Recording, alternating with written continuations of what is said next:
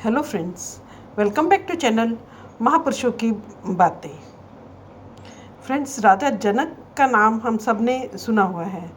मिथिला के राजा जनक ने अपने ढाई घड़ी के सुमिरन के द्वारा नरक के जीवों को यातना से छुड़ाया था।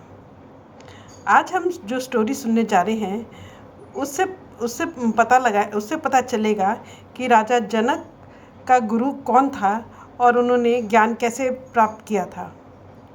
फ्रेंड्स, ये स्टोरी राधा स्वामी सत्संग व्यास द्वारा प्रकाशित पुस्तक परमार्थी साखियाँ के पेज नंबर 152 से ली गई है।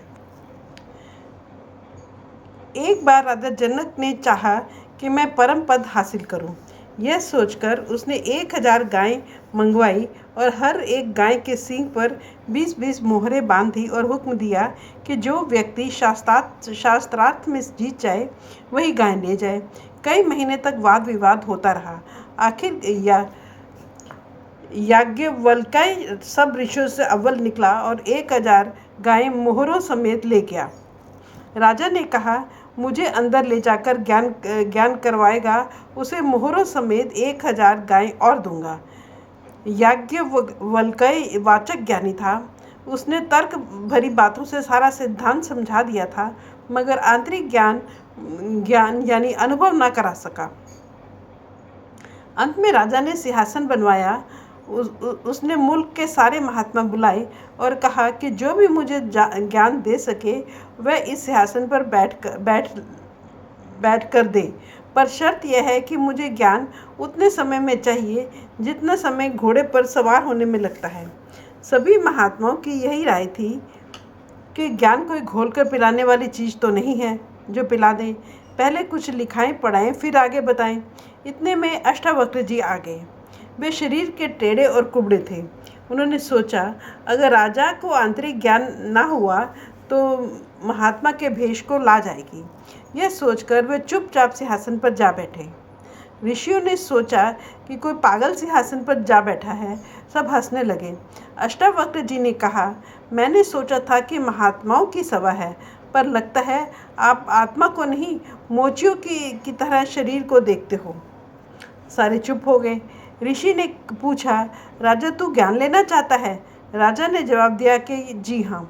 अष्टावक्र ने कहा कि ज्ञान की कुछ दक्षिणा भी होती है, शुक्राना भी होता है, देगा? राजा ने अर्ज की, जो कुछ मेरे पास है मैं आपको देने को तैयार हूँ। अष्टावक्र ने कहा, मैं भी वही मांगूंगा जो तेरी ताकत में है। अच्छा, मैं 3 चीज़ें मांगता हूँ, तन, मन और धन। राजा ने थोड़ी देर सोच कर कहा कि मैंने दिया। अष्टावक्र ने कहा, फिर सोच लो। राजा ने कहा, जी मैंने सोच लिया। अष्टावक्र ने कहा, करो संकल्प। राजा ने संकल्प कर लिया।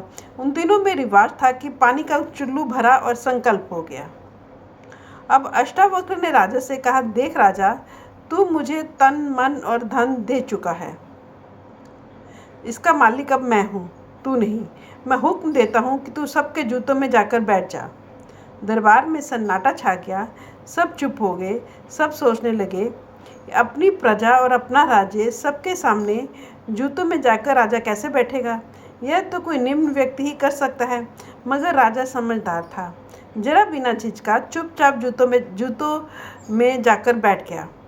अष्टावक्र ने ऐसा इसलिए किया कि राजा की लोक लाज छूट जाए। लोक लाज बड़ी भारी रुकावट है। बड़े बड़े लोग इसके सामने हार जाते हैं। फिर अष्टावक्र ने कहा, यह धन मेरा है, मेरे धन में मन न लगाना। राजा का ध्यान औरतों में की ओर जाता, फिर वापस आ जाता कि ये ऋषि की हैं। मुल्क की ओर जाता, फिर वापस आ जाता कि यह भी ऋषि का ही है। मन की आदत है, वह कभी खाली नहीं बैठता, कुछ न कुछ बराबर सोचता रहता है। सो राजा का ख्याल उन सब की तरफ जाता और वापस आ जाता फिर वापस आ जाता। आखिर राजा आंखें बंद कर बैठ गया कि ना मैं बाहर देखूंगा ना ख्याल बाहर जाए। यही ऋषि चाहता था। उसका ख्याल एकाग्र हो गया। अपना मतलब पूरा होता देख ऋषि ने पूछा, तू कहाँ है? राजा जनक बोला, मैं अंदर हूँ। ऋषि ने कहा, तू मन भी मुझे दे चुका है, खबरदार जो उससे कोई ख्याल उठाया। राजा समझदार था, समझ गया कि मेरा मन पर कोई दावा या अधिकार नहीं।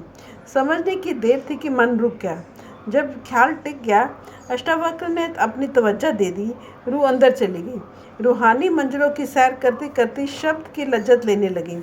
अष्टावक्र ने राजा को कई बार बुलाया, पर अब बोले कौन। ऋषि ने जितनी देर मुनासिब समझा राजा को अंदर लज्जत लेने दी। आखिर में उसका ख्याल नीचे लाए। जब राजा ने आंखें खोली तो अष्टावक्र ने पूछा कि क्या ज्ञान हो गया। राजा ने उत्तर दिया, जी हाँ, हो गया, और ये इतना श्रेष्ठ और उत्तम था कि मैंने इस बारे में कभी सपने में भी नहीं सोचा था। ऋषि ने फिर पूछा, कोई शक तो नहीं रहा। जनक ने कहा, जी कोई शक नहीं। ऋषि ने कहा, मैं यह तन मन और धन तुझे प्रसाद के तौर पर देता हूँ। इन्हें अपना ना समझना। राज्य भी कर और भजन भी कर। संसार और इसकी धन दौलत से मन निकाल दे। अब तुम्हें प्रभु के नाम का अनमोल खजाना मिल गया है। अब तुम इस संसार की वस्तुओं से मोह नहीं रखोगे, बल्कि प्रभु से उसके प्रेम और अनुभव की याचना करोगे। Thank you.